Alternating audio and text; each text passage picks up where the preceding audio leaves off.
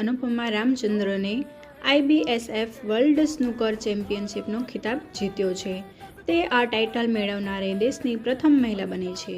ક્યુ sports એટલે કે લાકડીની મદદથી ટેબલ પરના દડાને મારવાની રમતો, જેમાં બિલિયર્ડ્સ, સ્નૂકર અને પૂલનો સમાવેશ થાય છે. કતારના દોહા ખાતે યોજાયેલી આ ચેમ્પિયનશિપની ફાઇનલ મેચમાં અનુપમાની ટક્કર ચાઇનાની 3 વખત વર્લ્ડ ચેમ્પિયન એન જી ઓન ઈ સાથે હતી.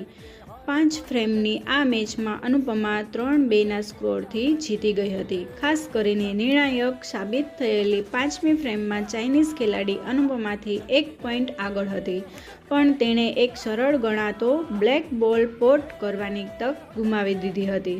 અનુપમાએ આ તક ઝડપી લઈને બ્લેક બોલને સફળતાપૂર્વક પોટ કર્યો અને મેચ પોતાના નામે કરી લીધી હતી. આ ક્ષણ એ ભારતીય સ્નૂકર માટે ઐતિહાસિક બની ગઈ હતી.